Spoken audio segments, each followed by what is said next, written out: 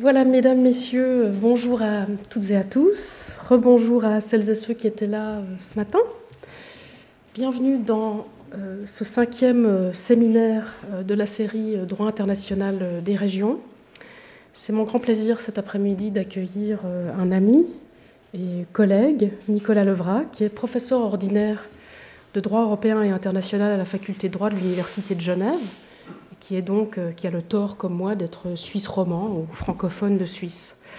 Il a été directeur de l'Institut européen, où on s'est rencontrés d'ailleurs à l'époque, et ensuite du Global Studies Institute à l'Université de Genève, qu'il a contribué à faire rayonner en ce qu'il est devenu aujourd'hui.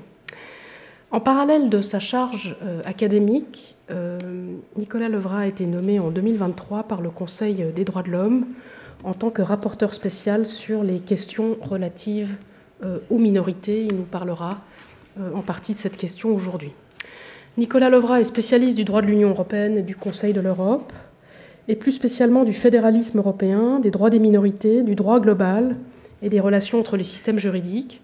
Et il s'intéresse depuis toujours au statut des collectivités publiques et notamment des régions en Europe. C'était donc, vous le voyez, la personne parfaite, idéale à inviter pour ce séminaire. Donc, je suis très heureuse qu'il ait accepté notre invitation. Alors, en s'appuyant sur ses nombreuses années d'expertise dans tous les domaines que j'ai mentionnés et sa position actuelle de rapporteur spécial sur les questions relatives aux minorités, Nicolas Levrat nous propose cet après-midi une conférence sur le thème « L'universalité des droits de l'homme à l'épreuve de la régionalisation », réflexion à partir des droits des minorités. Donc un grand merci, cher Nicolas, d'avoir accepté cette invitation. Nous avons tous hâte de t'entendre. Merci.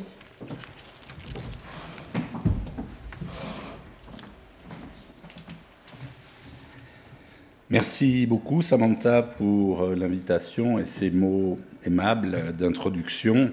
Effectivement, nous sommes tous deux Suisses francophones, donc à ce titre-là, partie d'une minorité linguistique, mais contrairement à la plupart des autres minorités, il faut dire que c'est une minorité qui est assez peu discriminée et qui a un statut relativement favorable, voire même enviable, ce qui me donne une certaine liberté pour traiter de ces questions dans le cadre onusien. Et effectivement, au-delà de mon expérience académique, c'est la pratique dans le cadre des Nations Unies et les expériences que je peux vivre avec ce mandat. Peut-être que vous n'êtes pas très au courant de ce statut un peu particulier de rapporteur spécial. Nous sommes une soixantaine de rapporteurs spéciaux nommés par le Conseil des droits de l'homme, environ 46 sur des questions thématiques, comme par exemple les minorités, et une quinzaine, 14 actuellement, sur des situations spécifiques dans des pays où les droits de l'homme sont en souffrance. Et à ce titre-là, nous avons le devoir, parmi plusieurs autres tâches, de présenter des rapports au Conseil des droits de l'homme et à l'Assemblée générale de l'ONU chaque année. Un au Conseil des droits de l'homme, j'ai fait ça il y a 2 semaines, un à l'Assemblée générale de l'ONU, et il y a un dialogue interactif avec les États membres sur ces questions-là. Et ce qui me frappe depuis 1 année et demie que j'occupe ce mandat, c'est effectivement l'isolement sur le domaine des droits de l'homme des Occidentaux.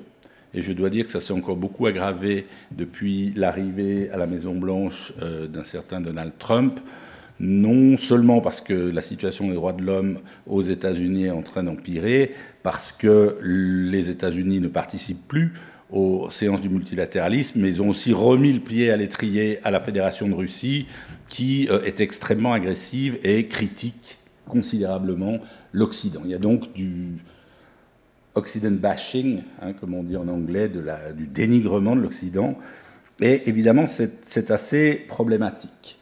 Et c'est pourquoi j'ai proposé comme thème de cette séance une question un peu provocatrice, mais qui me paraît importante, à savoir, faut-il défendre l'universalisme des droits de l'homme, ou peut-on admettre qu'il faut une régionalisation des droits de l'homme, des droits humains?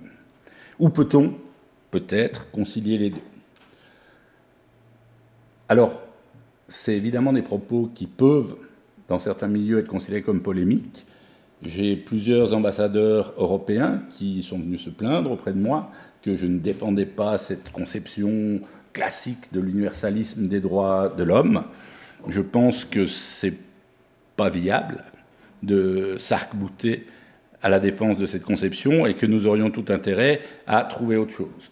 Ceci étant, par les temps très difficiles que nous vivons et les atteintes nombreuses, y compris dans les pays européens, à la liberté d'expression et liberté académique, j'aimerais vous rappeler, et les connaisseurs reconnaîtront rapidement d'où vient cette citation, que, je cite, « La liberté d'expression constitue l'un des fondements essentiels d'une société démocratique, l'une des conditions primordiales de son progrès et de l'épanouissement de chacun, sous réserve du paragraphe 2 de l'article 10 de la Convention européenne des droits de l'homme.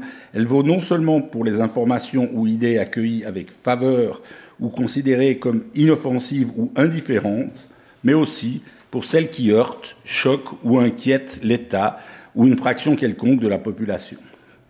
Ainsi le veulent le pluralisme, la tolérance et l'esprit d'ouverture sans lesquels il n'est pas de société démocratique. » J'imagine que ceux qui sont un peu familiers avec les droits de l'homme auront reconnu un fameux arrêt de la Cour européenne des droits de l'homme, l'arrêt Handyside, où la Cour, justement, disait la liberté d'expression, c'est aussi la possibilité d'explorer des questions qui ne font pas l'unanimité. Et je pense que c'est encore plus important dans un cadre académique, et je suis navré d'avoir à prononcer ces mots ici, parce que je sais que le Collège de France est un haut lieu de la pensée, y compris une pensée non conventionnelle, mais nous vivons les temps que nous vivons, et il est vrai que pour l'expression d'idées assez claires et défendables, même si on peut aussi y objecter, pas mal de collègues se retrouvent attaqués pour toutes sortes de présupposés. Et donc, évidemment, mon but n'est pas d'être attaqué, mais de regarder lucidement ces questions et, le cas échéant, d'avancer des propositions qui ne feront pas l'unanimité.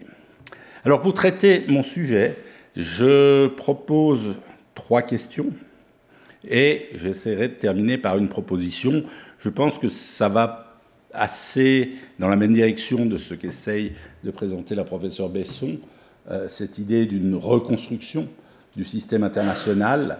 Il faut dire que en cette année 2025, il est plausible que nous assistions à la fin non seulement de cette période intéressante et enthousiasmante pendant laquelle on a cru qu'une sorte d'ordre libéral international allait s'imposer, grosso modo 1989 à nos jours, mais aussi à la fin, très vraisemblable, hélas, du système multilatéral tel qu'il a été mis sur pied à la fin de la Deuxième Guerre mondiale. Donc, mes 3 questions sont les suivantes. D'abord, que signifie l'universalisme des droits de l'homme ?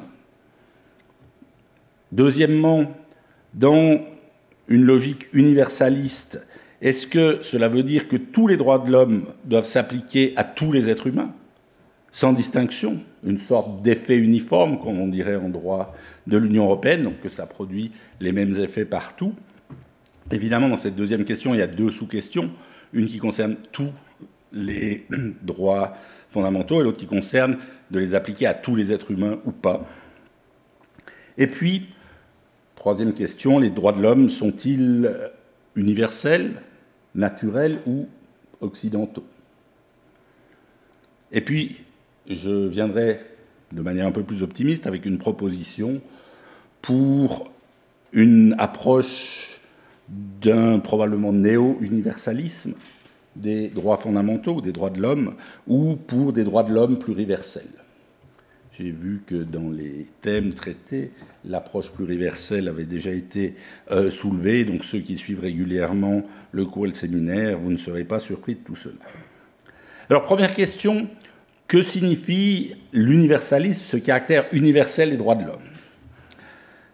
Je m'appuie ici sur les travaux fort intéressants d'une historienne, Lynn Hunt, qui notamment en 2008 a publié un ouvrage très intéressant qui s'appelle « L'invention des droits de l'homme ».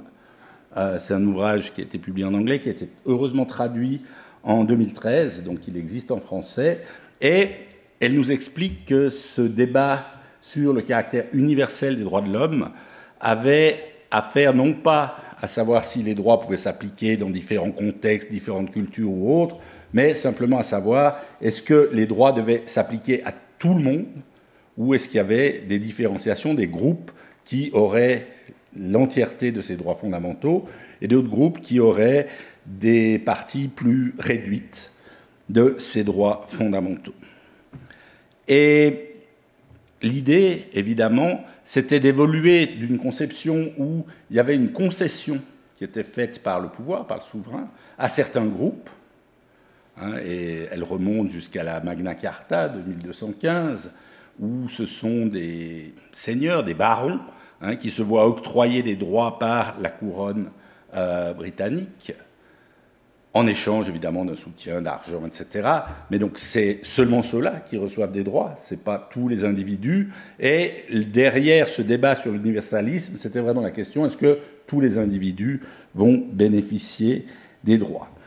Alors c'est un débat qui a notamment beaucoup eu lieu dans les colonies américaines dès leur émancipation, donc fin du XVIIIe, après 1776, et on se rappelle qu'une partie de ces colonies américaines pratiquait l'esclavage, et que donc le débat, évidemment, est plus théorique que pratique. On sait que l'abolition de l'esclavage a été complexe aux États-Unis d'Amérique, il a fallu une guerre civile pour faire avancer les choses. Donc c'est évidemment un débat assez théorique à cette époque, l'idée étant quand même que sur le principe, les droits bénéficient à tous, même si on pouvait admettre des exceptions. De manière intéressante, les Français, en 1789, avec la Déclaration des droits de l'homme et du citoyen, font déjà une distinction. Il y a des droits qui appartiendraient à tous les êtres humains ou à tous les hommes. Mesdames, désolé, il y avait aussi une grande différence entre les droits qui étaient reconnus aux hommes et aux femmes à l'époque, et puis des droits de citoyenneté qui appartenaient à seulement certaines personnes.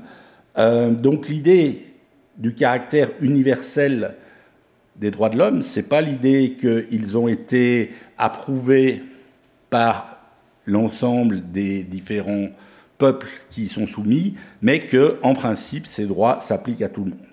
Encore une fois, on peut se poser des questions sur l'effectivité de cet universalisme des droits fondamentaux. En Europe, on a, j'ai entendu parler ce matin d'un pacte migratoire. Les migrants jouissent-ils des droits fondamentaux tels que définis dans les traités au fondement de l'Union européenne, dans la Charte des droits fondamentaux? On peut se poser la question. Généralement, quand on me demande de faire une conférence sur ce sujet-là, je commence par lire l'article 2, dont la première valeur de l'Union européenne est la dignité humaine. Et généralement, je m'arrête là, parce qu'on voit bien que le respect de la dignité de ces personnes n'est pas le principal souci des Européens. Donc, le caractère universel, c'est quand même l'idée, même si ce n'est pas effectif, que tous les individus bénéficient des droits, et non pas l'idée que ces droits procèdent de toutes les traditions juridiques, culturelles, etc. Donc, le soupçon d'occidentalisme peut rester. Deuxième question, si on admet cet universalisme, est-ce que tous les droits fondamentaux, les droits de l'homme, s'appliquent à tous les êtres humains? Et là-dedans, il y a deux sous-questions, me semble-t-il. La première, c'est est-ce que les droits de l'homme, génériquement, s'appliquent à tous les êtres humains, de manière plus ou moins uniforme? Ou, deuxième question, est-ce que tous les droits de l'homme doivent s'appliquer à tous les êtres humains? Ou est-ce qu'il peut y avoir des choix, des catégories, des hiérarchies entre les droits de l'homme? De fait, un des enjeux, évidemment, de cette universalité des droits de l'homme, c'est aussi lorsque un droit de l'homme détenu par un individu s'oppose à un autre droit de l'homme détenu par un autre individu. Comment est-ce qu'on gère ces conflits entre droits de l'homme, même s'ils sont universels? On sait, par exemple, si on prend les enjeux du droit de la propriété, qui est considéré comme un droit de l'homme, et du droit à la santé, on voit bien que les enjeux de propriété intellectuelle sur un certain nombre de médicaments, etc., portent lourdement atteinte au droit à la santé des populations des pays moins riches, voire des pays riches. Ça dépend des systèmes sociaux. Donc on voit bien qu'il peut y avoir conflit entre les droits fondamentaux. Donc c'est une deuxième sous-question. Mais traitons d'abord de la première. Est-ce que les droits de l'homme s'appliquent uniformément à tous les êtres humains? Et là-dessus, je pense qu'il faut revenir à ce texte fondateur de la conception contemporaine des droits de l'homme universels, la Déclaration universelle des droits de l'homme. Et là, on peut lire, je m'excuse de répéter, mais ça fait des fois du bien de savourer ces textes qui sont fort bien écrits et importants. L'article 1er de la Déclaration, qui nous dit « Tous les êtres humains naissent libres et égaux en dignité et en droit. Ils sont doués de raison et de conscience et doivent agir les uns envers les autres dans un esprit de fraternité. » Donc on voit bien, c'est tous les êtres humains, c'est une conception très large, et cela est confirmé par l'article 2 de la Déclaration, qui a trait à ce qu'on appelle le principe de non-discrimination. La non-discrimination, telle que définie à l'article 2, nous dit « Chacun peut se prévaloir de tous les droits et de toutes les libertés proclamées dans la présente déclaration, sans distinction aucune, notamment de race, de couleur, de sexe, de langue, de religion, d'opinion politique ou de toute autre opinion d'origine nationale ou sociale, de fortune, de naissance ou de toute autre situation. » Donc là, on a vraiment de nouveau la confirmation que chacun ou chacune, j'imagine, peut se prévaloir de ses droits et que donc il n'y a pas de distinction et même que c'est interdit de faire des distinctions selon les critères qui sont énoncés à l'article 2. Et en fait, c'est en grande partie de là que part ma réflexion sur l'universalisme des droits fondamentaux, parce que parmi les critères mentionnés dans cet article 2, notamment la question de la race, aujourd'hui on parle d'ethnie, la couleur, le sexe, la langue, les religions, ça correspond assez largement à ce qui concerne la protection des minorités, tâche qui m'a été confiée par le Conseil des droits de l'homme. Et en fait, peu de gens le savent, mais la Déclaration universelle des droits de l'homme, c'est seulement une partie d'une résolution de l'Assemblée générale des Nations unies, qui a été adoptée le 10 décembre 1948, pas loin d'ici d'ailleurs, au palais de Chaillot, et qui s'appelle la Charte internationale des droits de l'homme. Et cette Charte internationale des droits de l'homme, elle a 4 parties. La première est donc la Déclaration universelle, celle qui a fleuri et qui fonde, encore une fois, notre conception contemporaine des droits de l'homme universels. Mais la 3e partie de cette déclaration concerne le sort des minorités. Et cette 3e partie se lit comme suit, elle n'est pas très longue, rassurez-vous. Il y est dit, je cite, « L'Assemblée générale, considérant que les Nations unies ne peuvent pas demeurer indifférentes au sort des minorités, tant mieux, tant mieux, c'est pas dans le texte, considérant qu'il est difficile d'adopter une solution uniforme de cette question complexe et délicate qui revêt des aspects particuliers dans chaque État où elle se pose, j'y retrouve.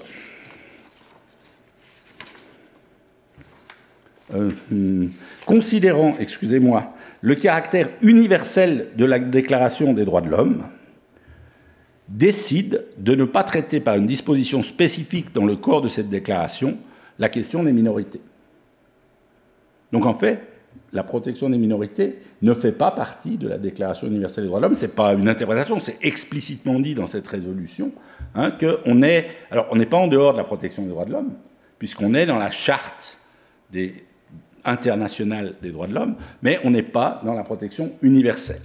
Même si, toujours dans cette même résolution, l'Assemblée générale poursuit et demande au Conseil économique et social de confier à la Commission des droits de l'homme et même à sa sous-commission de la lutte contre les mesures de discriminatoires et de la protection des minorités, de procéder, je cite, à un examen approfondi du problème des minorités afin que l'Organisation des Nations Unies puisse adopter des mesures effectives de protection des minorités raciales, nationales, religieuses et linguistiques.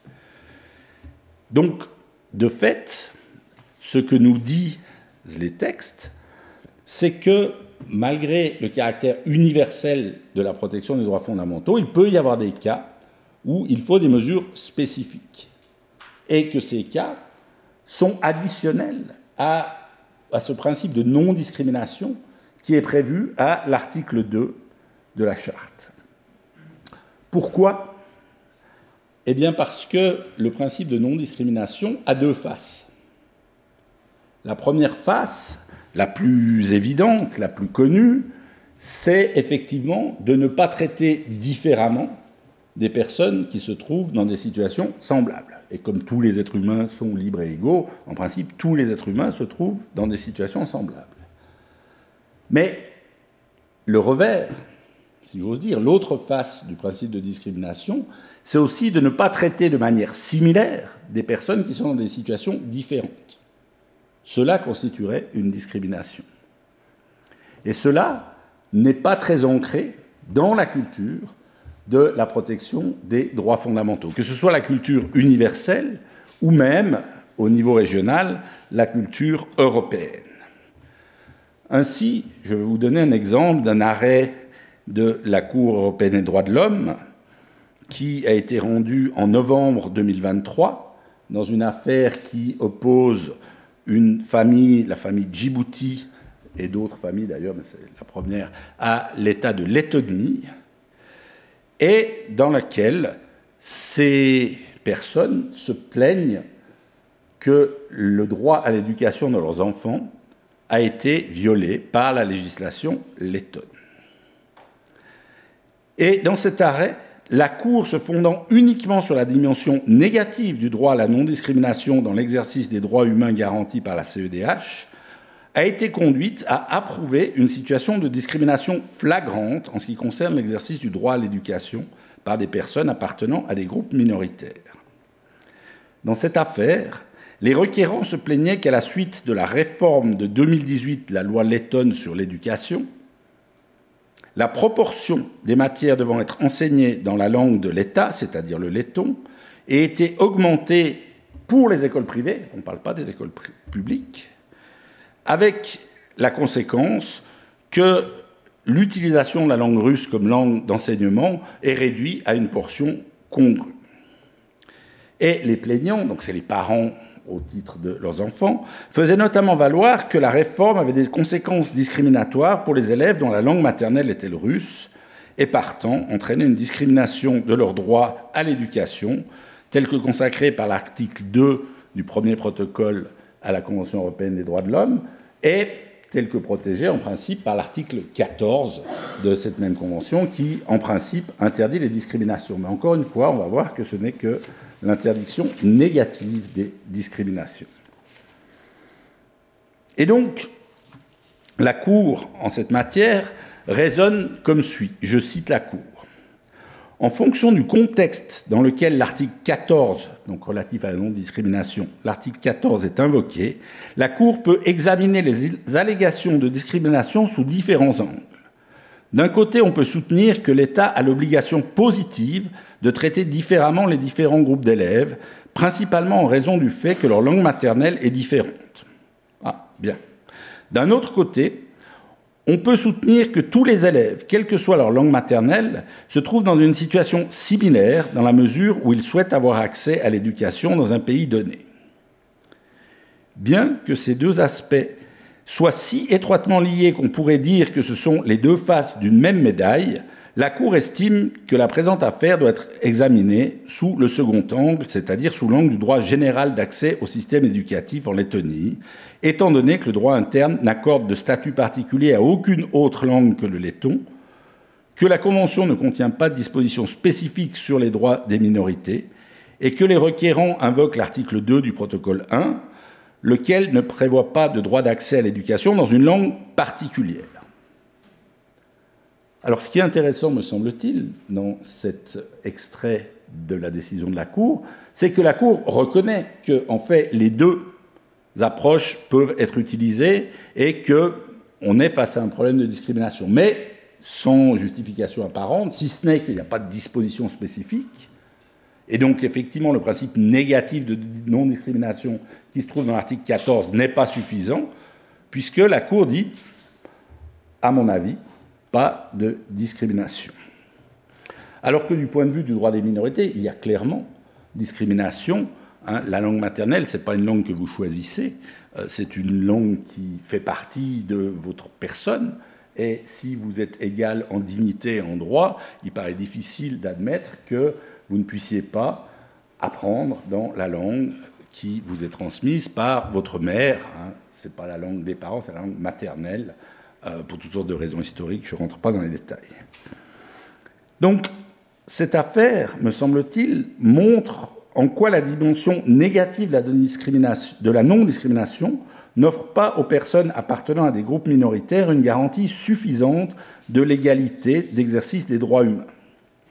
Les personnes appartenant à des minorités ne sont pas dans la même situation que celles qui appartiennent à la majorité ou au groupe dominant de la société. Par conséquent, pour jouir de leurs droits humains sur un pied d'égalité avec les autres, ces personnes doivent être traitées à la fois de la même manière que les personnes appartenant au groupe majoritaire ou dominant, mais différemment d'elles, de façon à ne pas subir de discrimination de fait. Cela découle de la nécessité d'appliquer simultanément les principes d'égalité et de non-discrimination. Alors pourquoi est-ce que je dis qu'elles doivent à la fois être traitées de manière équivalente et de manière différenciée? Parce que dans le droit positif, dans le pacte international relatif aux droits civils et politiques, il y a un article, l'article 27, qui concerne la situation des minorités. Et cet article dit que dans les pays où il y a des minorités, celles-ci ne doivent pas être traitées de manière discriminatoire. Et le Comité des droits de l'homme, c'est donc un organe institué par ce traité de 1966, le pacte international relatif aux droits civils et politiques, a rendu un commentaire général sur l'article 27 et a très clairement dit que les minorités n'avaient pas des droits différents qui se substitueraient aux droits communs, c'est-à-dire au principe d'égalité et de non-discrimination, mais qu'elles pouvaient avoir des droits additionnels pour tenir compte de leur situation particulière. Pour donner un autre exemple, il est clair que l'accès pour les personnes handicapées à certains bâtiments publics impose effectivement au pouvoir de prendre des mesures particulières pour ces personnes. Il ne suffit pas de dire bah oui, la porte est ouverte, si elles veulent accéder, elles peuvent accéder comme tout un chacun. Non, de fait, elles sont dans une situation différenciée qui font que pour qu'elles puissent accéder, il faut aménager spécifiquement les droits. Donc, de fait, on a une différenciation qui est possible dans le cadre de l'universalisme. Et alors là, on est à l'intérieur d'un État, avec des personnes de situations différentes, mais est-ce qu'entre des États, qui eux-mêmes sont dans des situations très différentes, en termes socio-économiques, en termes culturels, en termes géographiques, un État archipélagique, ce n'est pas la même chose qu'un État qui a des parties de plaine et des parties de très hautes montagnes, donc même la géographie joue son rôle. Est-ce que cette spécificité qui existerait entre différents États ne doit pas aussi être prise en compte dans la conception de l'universalisme des droits fondamentaux, et donc ceux-ci devraient pouvoir être adaptés en fonction des situations différentes? Est-ce que cela serait contraire à l'universalisme? Pas sûr. En fait, les penseurs libéraux, à qui on doit cette idée des droits fondamentaux, des libertés, sont aussi attachés à ce qu'on appelle une liberté collective, et qui est traduite aujourd'hui dans le droit positif, le droit international, par ce droit des peuples à l'autodétermination dont notamment la professeure Besson a parlé ce matin dans son cours, et qui est un droit tout à fait important et qui structure notre société internationale. Et ce droit figure non seulement dans l'article 1er de la Charte des Nations Unies, ça a l'air important si c'est dans l'article 1er, mais a aussi été codifié dans les deux pactes de 1966, à la fois le pacte relatif aux droits civils et politiques et le pacte sur les droits socio-économiques et culturels. C'est le seul article, d'ailleurs, que l'on trouve dans les deux pactes. Là aussi, universalisme si l'on veut, mais il y avait quand même une conception différenciée des droits fondamentaux entre les pays libéraux, occidentaux, et les pays socialistes. J'y reviendrai. Et donc cet article commun aux deux pactes de 1966 de manière intéressante, de manière structurelle, si on fait une analyse juridique systématique, ne sont pas dans la partie 2 où l'ensemble des droits, que ce soit les droits individuels dans le pacte sur les droits sociaux, sur les droits civils et politiques, ou des droits plus complexes dans le pacte sur les droits socio-économiques et culturels, cet article commun est situé en tête des deux pactes. Et là aussi, le Comité des droits de l'homme, qui lui n'est compétent que pour le pacte relatif aux droits civils et politiques, a eu l'occasion en 1984 de rendre un commentaire général sur cet article premier. De nouveau, que sur celui du pacte relatif aux droits civils et politiques formellement, mais puisque c'est le même texte, on peut imaginer que ça dit la même chose. D'ailleurs, le comité va le dire. En effet, je cite ce commentaire général. Donc les commentaires généraux, c'est ces organes des traités qui ont un pouvoir d'interprétation des traités, soit sur des cas particuliers, notamment lorsqu'ils sont saisis d'une plainte ou lorsqu'ils font des revues périodiques de la mise en œuvre des traités, mais qui peuvent aussi, basés sur leur expérience de cas particuliers, faire ce qu'on appelle les commentaires généraux qui donnent une interprétation à peu près authentique du texte du traité. Et donc, le Comité des droits de l'homme en 1984 dit, je cite, « Conformément aux buts et principes de la Charte des Nations Unies, l'article 1er du pacte relatif aux droits civils et politiques reconnaît à tous les peuples le droit de disposer d'eux-mêmes. Ce droit revêt une importance particulière parce que sa réalisation est une condition essentielle de la garantie du respect effectif des droits individuels de l'homme, ainsi que de la promotion et du renforcement de ces droits. C'est pour cette raison que les États ont fait du droit des peuples à disposer d'eux-mêmes, dans les deux pactes, une disposition de droit positif qu'ils ont placée en tant qu'article premier, séparément en tête de tous les autres droits énumérés dans ces pactes. » Qu'est-ce que ça veut dire ? Ça veut dire qu'effectivement, c'est dans le cadre national que doivent être matérialisés et respectés, protégés les droits fondamentaux, ces droits universels, et que donc, sauf à postuler qu'en raison de l'exigence de l'universalité des droits de l'homme, tous les États doivent avoir le même système politique, eh bien, on va avoir de la différenciation reconnue par les droits de l'homme universels, puisque dans les deux pactes, on a cet article qui fait référence au principe d'autodétermination, et que donc la variation de la mise en œuvre des droits fondamentaux dans des cadres nationaux différents n'est pas contraire au principe universel. Quelque part, on a une logique que l'on peut appeler de nationale et qui s'opposerait à une logique cosmopolitique des droits fondamentaux en disant, finalement, chaque individu a les mêmes droits et pourrait les faire valoir de la même façon où qu'il se trouve et quelle que soit son origine, sa nationalité, etc. Ce n'est pas la réalité de l'universalisme des droits de l'homme et cela est reconnu par le droit positif. Et évidemment, cela va nous amener à la deuxième sous-question. Est-ce que tous les droits fondamentaux peuvent être invoqués par toutes les personnes dans tous les contextes? Ou bien est-ce qu'on peut concevoir qu'il y ait une hiérarchie dans les droits fondamentaux, que certains droits fondamentaux puissent être évoqués dans certains contextes, dans certains pays, et pas d'autres, et à l'inverse, dans d'autres pays, on préfère une autre hiérarchie des droits fondamentaux. Alors, de manière intéressante, et à contrario, j'aimerais citer quelqu'un bien connu dans cette maison, Mireille Delmas-Marty, qui a beaucoup travaillé sur le droit pénal international, notamment, et qui dit, je cite, « Il y a des matières, y compris dans le domaine de la protection des droits de l'homme, où l'on a parfois besoin de règles identiques. Le crime contre l'humanité en est précisément l'exemple. » Donc, à contrario, évidemment, elle dit, bah oui, dans le domaine des droits de l'homme, on n'a pas toujours besoin d'avoir des règles identiques.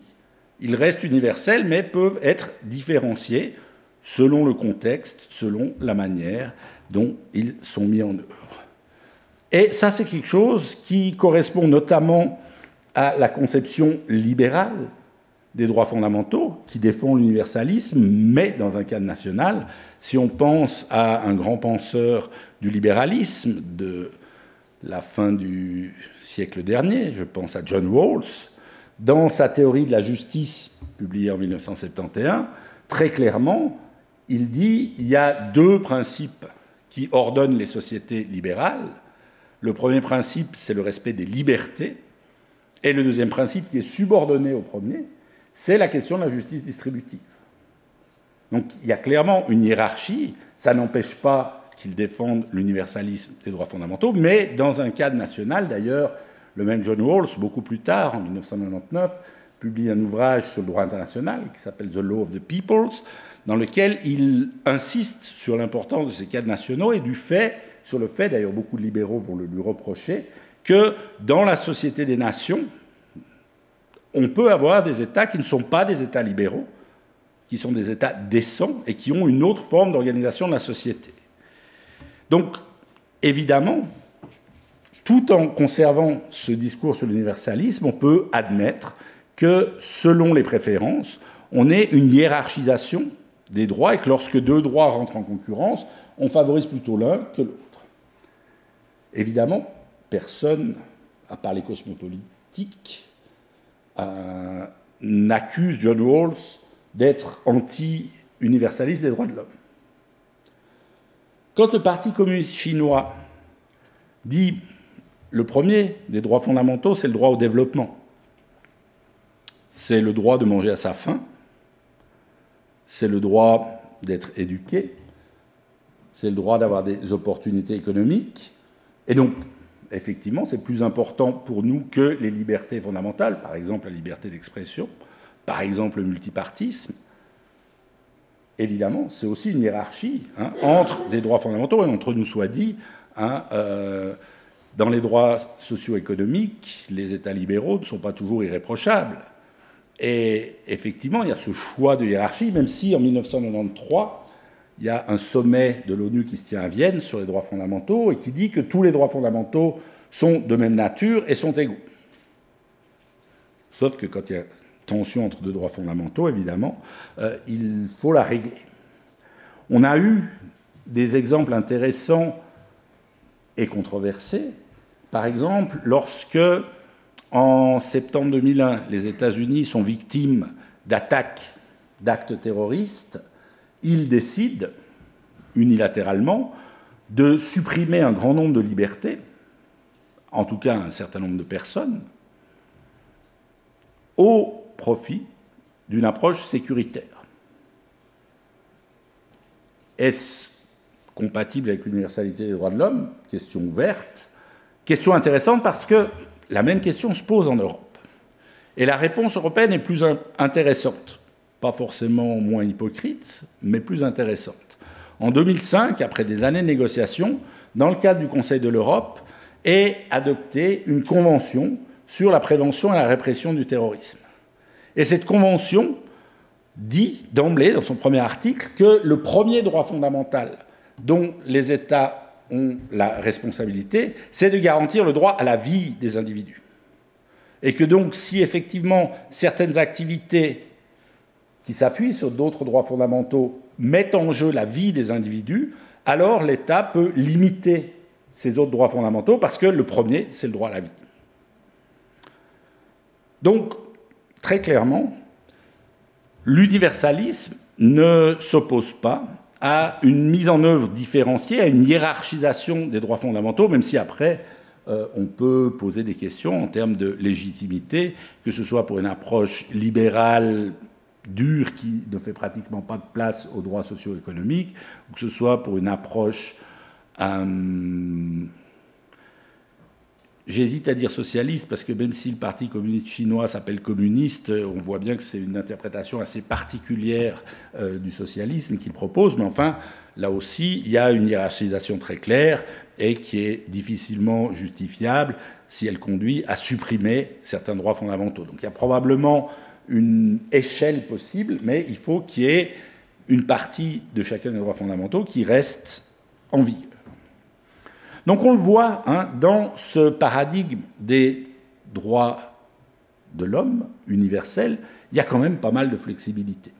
Que ce soit pour les personnes en situation différente à l'intérieur des États, les minorités, que ce soit entre États, on s'accommode d'un universalisme à géométrie variable. Ce qui m'amène à ma troisième question. Les droits de l'homme sont-ils naturels d'abord, universels ou occidentaux? Et encore une fois, si je me pose la question, c'est pour des raisons très pratiques, parce que, en tant qu'homme blanc occidental, lorsque je prends la parole aux Nations Unies, je suis attaqué, non légitime, parce qu'occidental, et parce que mâle, etc., etc. Donc, il y a un enjeu, au-delà de l'enjeu purement théorique, qui est un enjeu tout à fait pragmatique. Est-ce que cet universalisme, tel qu'on prétend le défendre, n'est pas contre-productif dans le cadre actuel de la société internationale? Alors d'abord, est-ce que les droits de l'homme sont naturels? Là encore, je reviens aux travaux de Lynn Hunt, qui montre qu'en fait, cette insistance pour dire que les droits de l'homme sont naturels, et c'est un peu ce qu'on retrouve à l'article 1er de la Déclaration universelle des droits de l'homme, c'est que les droits fondamentaux, les droits de l'homme, seraient inhérents à la personne humaine. Ce qui est important derrière cette idée, c'est que les droits de l'homme ne sont pas concédés, comme c'était le cas historiquement par un souverain, ne sont pas donnés par une législation ou autre. Les droits de l'homme appartiennent aux individus. Alors c'est vrai pour certains droits fondamentaux, c'est probablement pas vrai pour tous les droits. Évidemment, le droit à la propriété, c'est pas un droit qui est inné à la personne, il doit être organisé. Il y a des législations qui organisent, qui protègent la propriété dans certaines circonstances, qui limitent peut-être l'usage du droit de propriété, etc. On voit bien que le droit de propriété, c'est pas un droit naturel. Je renvoie à un autre Genevois, Jean-Jacques Rousseau, qui a des pages magnifiques sur la naissance de l'inégalité liée au droit de propriété. Mais ce n'est pas l'objet ici de ma conférence. On voit le droit de vote. C'est un droit qui aussi doit être organisé. Il n'est pas inhérent. C'est d'ailleurs une question tout à fait légitime. Pourquoi un jeune de 16 ans n'a pas le droit de voter? C'est une discrimination. Si le droit est naturel et appartient à toute personne, ben oui, 16 ans, même 12, même 6, même 4, même 2. Alors peut-être, d'ailleurs, ça serait une idée. On sait que dans nos sociétés, les personnes âgées pèsent d'un poids disproportionné dans les choix démocratiques. C'est leur droit. Ils vont voter, les plus jeunes ne vont pas voter. Mais peut-être que si les parents avec une famille de 3-4 enfants avaient aussi la possibilité de voter au nom de leurs enfants, on rééquilibrerait la balance. Tout ça, c'est des questions très débattues. Mon but n'est pas de les débattre ici, c'est juste de montrer que, évidemment, tous les droits ne sont pas naturels.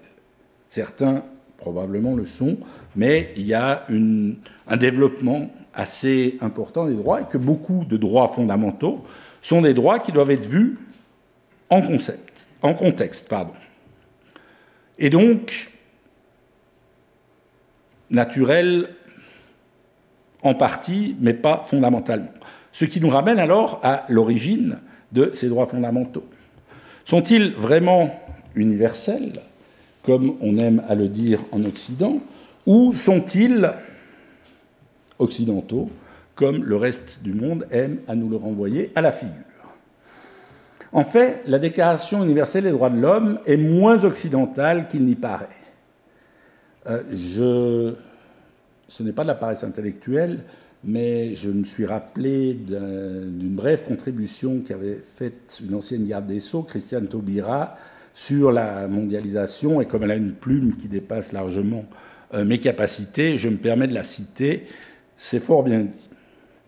Elle regarde donc ce qui se passe au moment, elle regarde l'évolution du droit, effectivement, la professeure Besson en a parlé, ce caractère quand même occidental, européen du droit international. Et là, elle dit, après la Deuxième Guerre mondiale, je cite, « Le monde sort abasourdi de ce chaos meurtrier.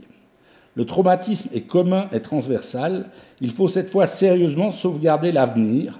Et c'est avec une fébrilité à la fois inquiète et déterminée que les nouveaux puissants du monde s'installent autour de tables à palabres, à proclamation et à rédaction.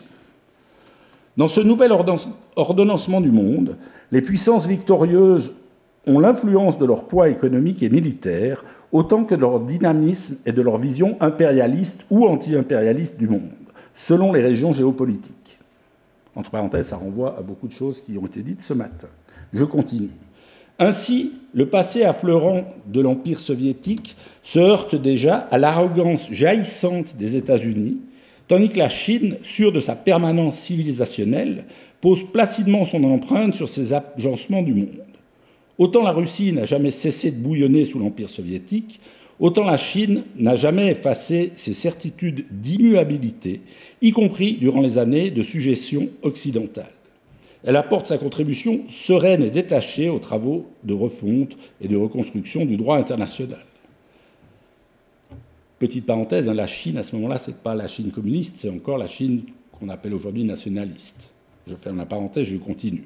Quant à l'Europe, ça c'est nous, peut-être commence-t-elle son introspection existentielle dans les termes posés par Paul Valéry, et elle cite Paul Valéry, qui dit « Va-t-elle garder sa prééminence dans tous les genres ?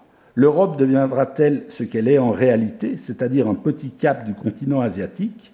Ou bien l'Europe restera-t-elle ce qu'elle paraît, c'est-à-dire la partie précieuse de l'univers terrestre, la perle de la sphère, le cerveau d'un vaste corps ?» Donc, comme je dis, je n'aurais pas pu dire aussi bien, je me permettais de citer une personne qui d'ailleurs cite encore un autre auteur. Mais donc effectivement, cet universalisme que les Européens essayent de défendre est l'héritier d'un exceptionnalisme européen. Et dans un ouvrage fort intéressant, paru l'an dernier chez Albin Michel, Souleymane Bachir Diane, l'ouvrage s'appelle « Universaliser », montre de manière tout à fait claire comment, au début du XIXe siècle, les philosophes occidentaux, et en particulier Hegel, construisent une histoire de la philosophie qui exclut toute influence non occidentale, non européenne. Et c'est ce qui permettra, par exemple, à Edmund Husserl, presque un siècle plus tard, dans une conférence qu'il donnera à Vienne en 1935, à la Kulturbund, c'est une traduction libre, je cite Husserl qui dit « Il y a en Europe quelque chose d'insigne à quoi tous les autres groupes de l'humanité eux-mêmes sont sensibles, quelque chose qui, abstraction faite de toute utilité, les pousse à s'européaniser plus ou moins, alors que nous, si nous nous comprenons bien, nous ne nous indianiserons jamais. Je veux dire que nous nous sentons que l'humanité européenne possède de manière innée une entéléchie qui domine de part en part la transformation de la figure européenne et lui confère le sens d'un développement en direction d'un pôle éternel. » Cet argument que tous les peuples ont tendance, voire une volonté, assumée ou cachée, de s'européaniser, mais que les Européens ne vont pas s'indianiser, c'est malheureusement cette vision de l'universalisme que ces ambassadeurs européens me reprochent de ne pas défendre et qu'ils défendent eux-mêmes et qui ne me paraît pas soutenable. Pourquoi ? Parce qu'on défend là une vision de l'universalisme qui se base sur un surplomb d'une histoire européenne singulière, qui a existé, je ne rediscute pas l'histoire, il ne s'agit pas de la réécrire, mais c'est effectivement ce surplomb qui, si vous me permettez un mauvais jeu de mots, c'est ce surplomb qui plombe l'Occident. D'ailleurs, petite parenthèse, je pense qu'on a le même surplomb avec la doctrine marxiste, qui est d'ailleurs d'origine européenne aussi, qui est un produit de l'histoire européenne et qui, là aussi, ne tient pas compte de la diversité des cultures, des traditions, des valeurs des différentes populations du monde. Et donc, cette non-indianisation, non-sinisation, non-africanisation, etc., de l'Europe, c'est cela qui, selon moi, fait obstacle à un véritable universalisme des droits de l'homme. Comme le disait Alioune Diop en ouverture du 2e congrès des écrivains et artistes noirs qui s'est tenu à Rome en 1959, je le cite, « Il faut désoccidentaliser pour universaliser. Tel est notre souhait. Pour universaliser, il importe que tous soient présents dans l'œuvre créatrice de l'humanité. » Donc effectivement, pas cette idée que c'est l'Europe qui est porteuse, qui est vecteur de cette humanité, pour des raisons que j'ai essayé très brièvement d'expliquer, mais que c'est au contraire ce foisonnement, cette diversité, ce qui va faire cette œuvre créatrice de l'ensemble de l'humanité et qui va apporter un néo-universalisme aux droits fondamentaux. Et donc, la bonne nouvelle, et là encore, ça va en partie dans le prolongement du cours qu'a donné ce matin la professeure Besson, même si j'ai rédigé mes notes avant d'entendre son cours, je pense que cette désoccidentalisation ou déseuropéanisation, parce qu'on voit bien que l'Occident, il y en a une partie qui a plus l'air de soutenir grand-chose, on ne comprend pas très bien, mais enfin bon, là aussi c'est une petite parenthèse. Mais donc cette déseuropéanisation est peut-être rendue possible par la normalisation des Européens, et en particulier de l'Union européenne. Je me souviens qu'en 2005, avec Samantha Besson et un autre collègue, nous avions beaucoup réfléchi sur cette idée des valeurs européennes. Ça me posait beaucoup de problèmes. Est-ce qu'on peut mettre des valeurs dans un traité de droit positif? Est-ce que c'est vraiment des valeurs européennes, etc. Mais quelque part, en rapatriant comme valeurs européennes ces valeurs que l'Europe a longtemps promues comme universelles, via ce qui est maintenant l'article 2 du traité sur l'Union européenne, peut-être que l'Europe permet et se permet de participer à ce débat, à cette construction plurielle d'un véritable universalisme, dont elle ne serait pas l'unique porteuse, mais elle serait porteuse de valeurs qui sont des valeurs européennes. Alors évidemment, il y a des éléments compliqués, parce que notamment dans l'article 2 du traité sur l'Union européenne, il y a la question du respect des droits de l'homme. Et évidemment, il y a un risque de boucle étrange, strange loop, c'est-à-dire que si c'est une valeur européenne et universelle, alors est-ce qu'on ne va pas avoir un effet au niveau du son, on parle d'un effet Larsen, c'est-à-dire que vous avez l'amplification qui se réamplifie, etc. Puis à un moment, évidemment, c'est plus contrôlable. Donc, c'est pas aussi simple que ça, mais quand même, cette idée qu'il y a des valeurs européennes et que peut-être ces valeurs européennes ne sont pas les valeurs universelles. Et donc, me semble-t-il, ça permettrait d'aller vers ce que Souleymane Diane, que j'ai cité, appelle un multilatéralisme latéral, par contraste avec l'unilatéralisme ou le multilatéralisme de surplomb. Comme l'a dit Aimé Césaire, il faut reconstruire l'universel depuis le pluriel du monde. Et dans cette phrase, ce que j'aime bien, c'est le « depuis ».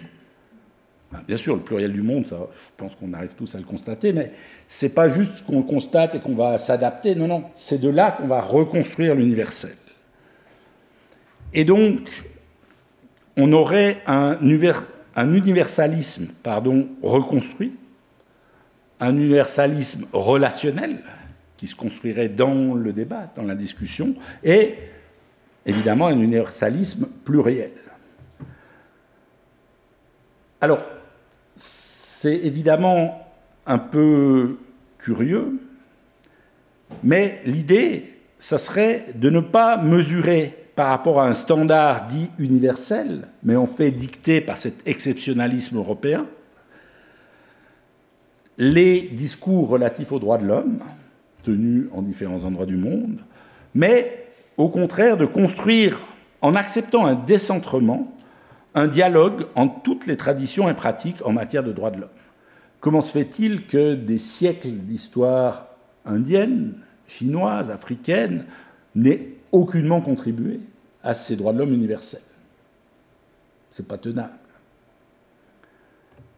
Et donc, effectivement, ce dialogue ne devrait pas se faire en langue européenne, si je puis dire, c'est-à-dire selon les standards et les valeurs soi-disant universelles, mais accepter qu'il va y avoir une traduction entre la diversité des langues, des cultures et des valeurs. Évidemment, qui dit traduction, techniquement, dit aussi interprétation. Et c'est là-dedans, dans cet espace, qu'il peut être intéressant de réfléchir. Alors évidemment, c'est un peu dérangeant parce qu'on voit bien qu'on a quand même derrière cette idée d'universel quelque chose de relativement fixe, semblable, et là on aurait un universel pluriel, un pluriversel. Mais je rappelle que même nos collègues des sciences naturelles ou exactes commencent à découvrir qu'un même phénomène peut être observé de deux manières différentes, toutes deux également vraies, notamment quand on est au niveau quantique. Et que donc peut-être, et ça aussi c'est une construction de l'esprit européen, cette idée qu'il y a une vérité unique pour chaque situation, peut-être c'est une idée qui mérite d'être discutée. Alors, évidemment, ce droit de l'homme pluriversel, la vraie question qui se pose à la fin, c'est est-ce que ce processus est un processus qui mettrait en danger la substance même des droits de l'homme, ou est-ce que c'est au contraire un processus qui permettrait de revitaliser, de faire adhérer plus largement les différentes composantes de notre humanité à la promotion, la protection et au respect des droits fondamentaux. Et encore une fois, le degré de ressentiment à l'égard des Occidentaux est élevé, d'où un rejet par certains massif, global, en bloc de ces droits fondamentaux, alors que, me semble-t-il, toutes les traditions, toutes les cultures admettent qu'il y a une volonté, une nécessité pour les êtres humains de vivre la meilleure vie possible, même si après on peut discuter qu'est-ce que c'est que la meilleure vie, et évidemment je ne suis pas étranger à cette littérature indienne, africaine, Solombuttu et toutes ces façons de se réaliser par la réalisation des autres.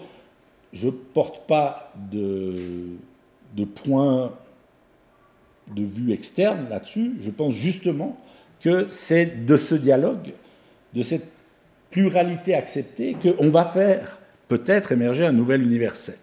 Et qu'il n'est pas certain que ce nouvel universel soit inférieur au niveau actuel. Alors, pas forcément dans le texte, ça je ne sais pas ce qui en sortirait. Mais il faut regarder aussi ce que c'est que la protection effective des droits fondamentaux. Et malheureusement, ici, en France, moi qui vis en Suisse, nous sommes privilégiés, mais il y a beaucoup d'endroits dans le monde où, quel que soit le contenu de la Déclaration universelle, des pactes, en voulez-vous, en voilà, les travaux de l'ONU, les gens ne jouissent pas, effectivement, des droits fondamentaux. Et donc, pour terminer,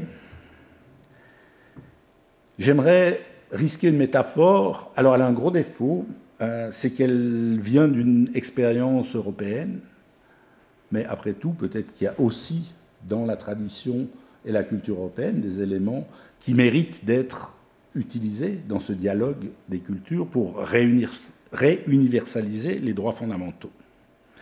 Et donc, je me permets de me référer à l'histoire de la musique. C'était la musique, une de mes passions de jeunesse.